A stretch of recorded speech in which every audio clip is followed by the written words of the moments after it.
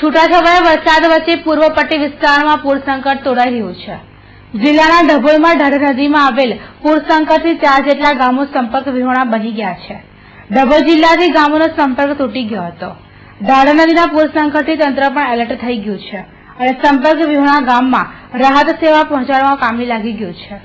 તો બીજી બાજુ છોટાઉદેપુર જિલ્લાના સંખેડા તાલુકાના 600 જેટલી વસ્તી ધરાવતા કંટેશ્વર ગામ વિખોટું પડી ગયું છે।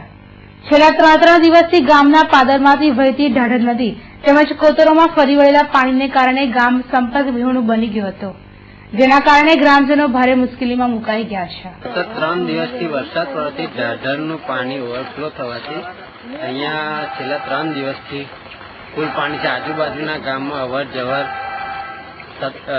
બંધ છે। કેટલા ગામો છે આજુબાજુ? આજુબાજુ અમારે અહીંયા દંગીવાડા, પ્રયાગપુરા, નારાયણપુરા, મગનપુરા, સુંવારજા, બધા ગામમાં પાણી ભર્યું છે? હા, બધા ગામમાં બધા। તો તમારે એક બીજા ગામમાં જવું હોય તો કેવી રીતે જાવ? પાણીમાં ઉતરીને જઈએ સાહેબ। સતત 3 દિવસથી વરસાદ પડવાથી ઢાઢરનું પાણી ઓવરફ્લો થવાથી અહીંયા છેલ્લા 3 દિવસથી ફૂલ પાણી છે। આજુબાજુના ગામમાં અવર જવર બંધ છે। કેટલા ગામો છે આજુબાજુ?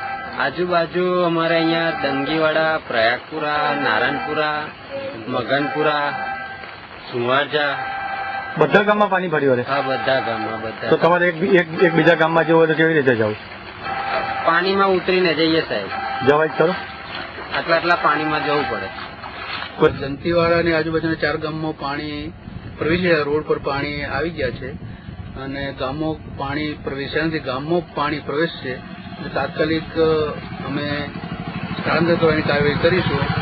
અત્યારે ગામના તલાટી અને સરપંચશ્રીને પરિસ્થિતિનું મૂલ્યાંકન કરીને અમને જાણ કરવા સૂચવ્યું છે।